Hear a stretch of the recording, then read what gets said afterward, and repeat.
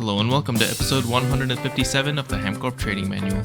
In this episode, we automate and craft the first Magmatter, which we then use to make the first UXV machine hull, completing the final tier quest.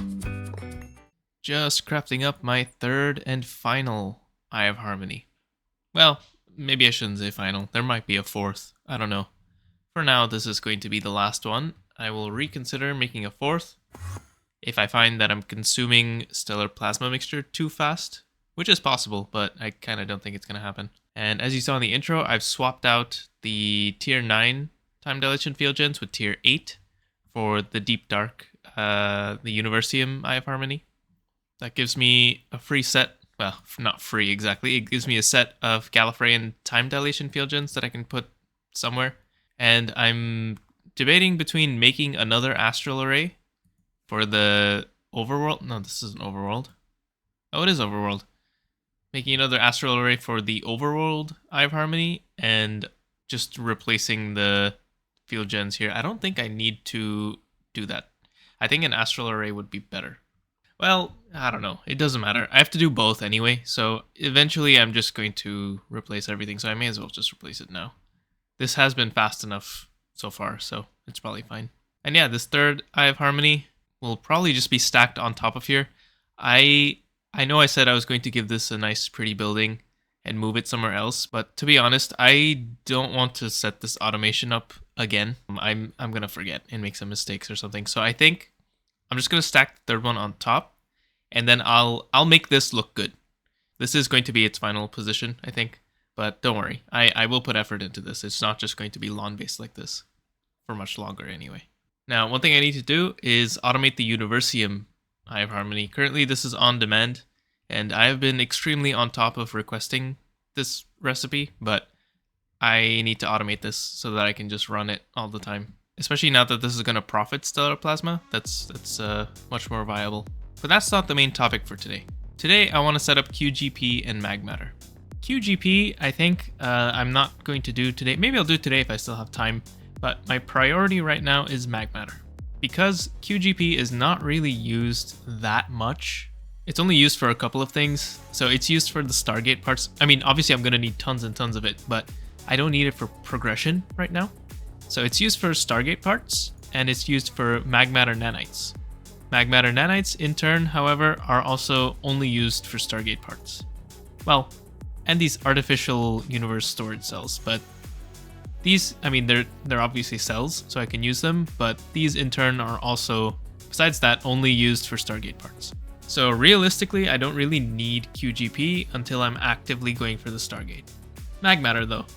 Magmatter is used for the entirety of UXV, so I need to get that going first. And I've taken a look at the automation challenge here for the exoticizer, and I'm going to be honest, I have no clue where to start.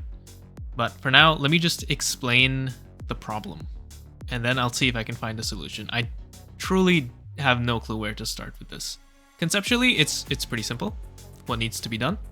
So you can see that obviously these things are flickering here, and only a certain subset of dusts are accepted in the input. The way this works is the multi is going to output some amount of spatially enlarged fluid and tachyon-rich temporal fluid before you even start the recipe. It's also going to output a specific dust. One of these dusts, but just, randomly chosen. And indeed, it has already done that. I've plugged it in, and we've got 79 liters of spatially enlarged fluid in here, and 18 liters of tachyon-rich temporal fluid. The spatially enlarged fluid amount will always be between 51 and 100, and the tachyon-rich fluid will always be between 1 and 50. And the output dust always comes as a single dust. In this case, bedrockium.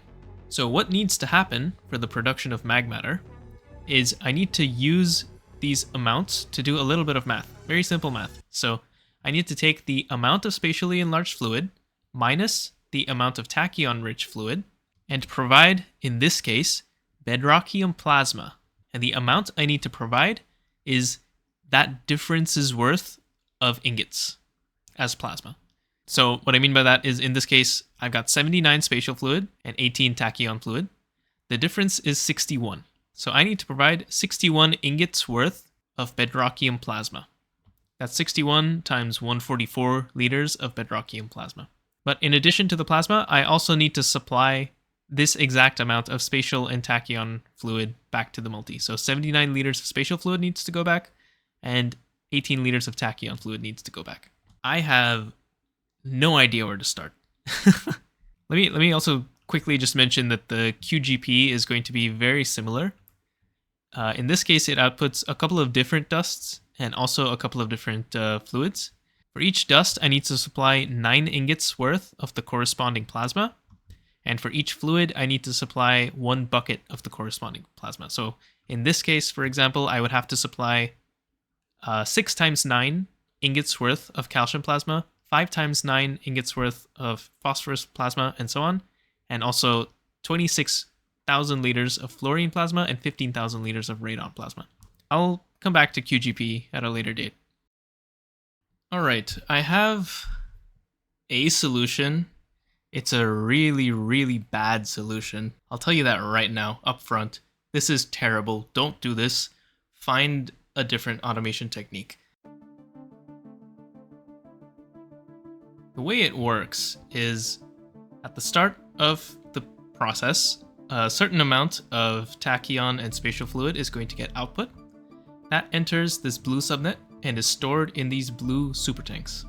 All the spatial fluid goes in here, all the tachyon fluid goes in here, and there's a little bit of redstone logic. So because the tachyon fluid is only ever 1 to 50 liters, and the spatial fluid is only ever 51 to 100 liters, if you can pump them both out at the same rate, when the tachyon empties, the amount of spatial that's left over is the difference between the two.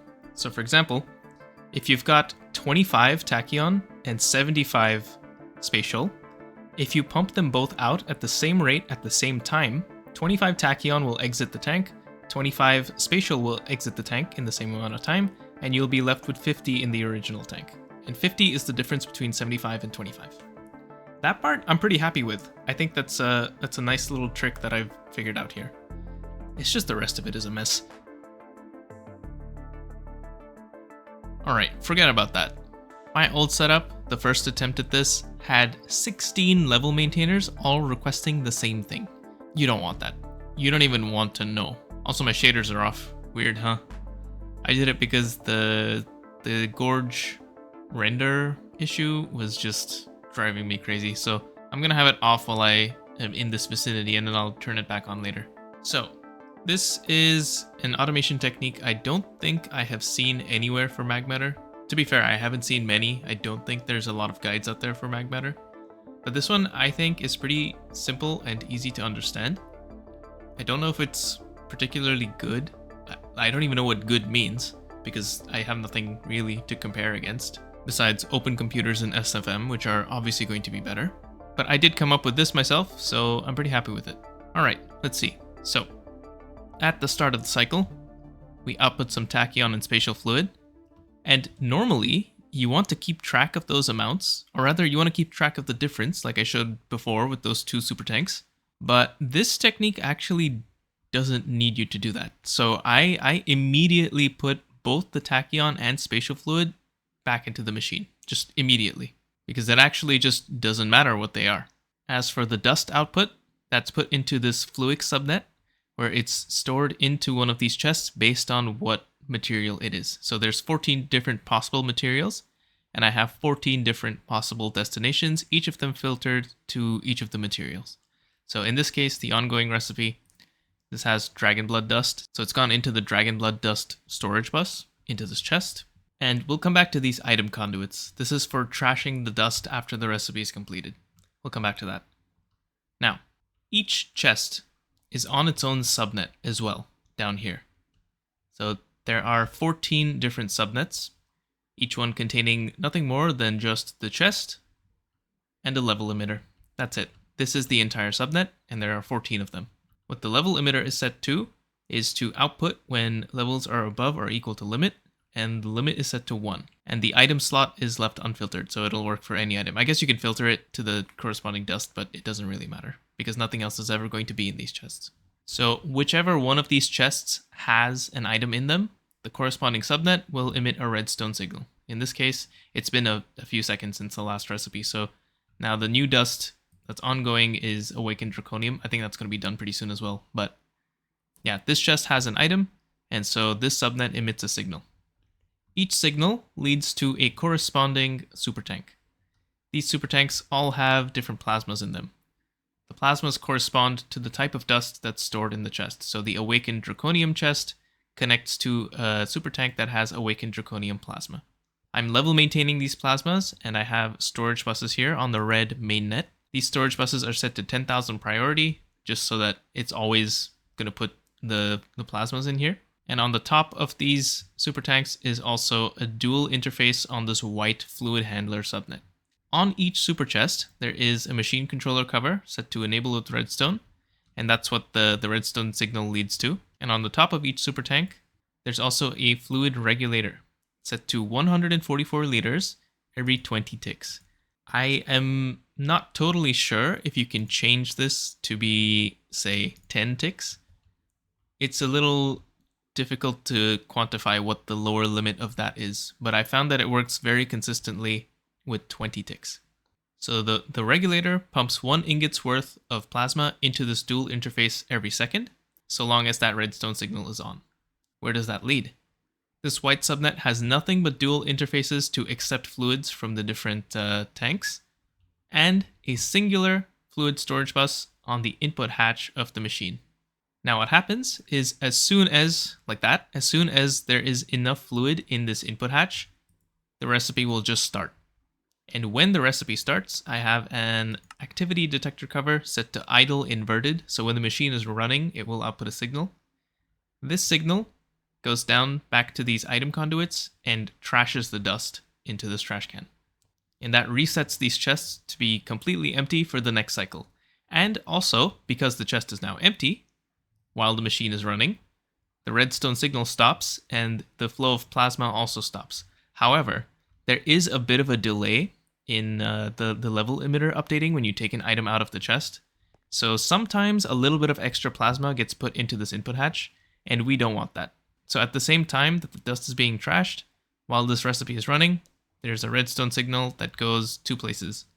Here, to this conduit, which cleans out the hatch for any excess plasma that's accidentally put into the hatch. That just goes straight to a trash can. I guess it could go straight back into the main net if you don't want to waste any plasma. That's also fine. And also a conduit that leads here to an inverted toggle bus. This is just a little extra redundancy so that the flow of plasma into the input bus stops. I don't know if this is really needed. Maybe it is, but I've decided to use it and it works fine, so I'm happy. And yeah, this makes Magmatter. And by the way, I didn't notice this before, but there's a little info button here that you can click and it shows you the expected inputs. Just for if you're trying to solve this yourself, that's pretty useful. But yeah, the general process is pretty simple. It's just look at what dust you have. Based on that dust, start exporting the corresponding plasma. As soon as there's enough plasma, a recipe check happens and the recipe starts. Upon activation of the machine, reset the whole system. That's basically it. And this way, you don't even need to keep track of the tachyon and spatial fluid, which is kind of crazy to me that you don't need to. It basically, I'm using the fact that the machine starts as soon as you have enough input. Now, the one drawback with this is it can be a little slow. On average, this is going to take 50 seconds for the recipe to start, for the correct amount of inputs to be put into the input hatch. And I've tried playing around with the rates of the regulators here. I tried 144 liters every 10 ticks. I tried it every 2 ticks. I never got it to work consistently because it depends on how fast the recipe check happens in the exoticizer. Because if you put in too much fluid, the recipe will not start. It has to be exactly the correct amount of fluid. In 144 liter increments, fluid goes in, and you need to have enough time before the next increment such that the exoticizer can do a recipe check and actually start the craft. That's the main limiting factor here. But yeah, that's my system, and it's been running for a while now, and we have 5.7 million Magmatter already. Now you guys know what this means, right? UXV. We've done it. We are now at final stage of the game. All that's left, really, is to make some UXV parts, UXV component assembly line, the third ring of the Godforge, tier 3 space assemblers, and then Stargate. Pretty sure there's nothing else. Let's get started. Thank you for watching this episode of the HamCorp Training Manual. In the next episode, we will set up passive black dwarf matter and Universium, craft more astral arrays, upgrade the Eyes of Harmony to 999, and get started on the UXV component assembly line. See you next time.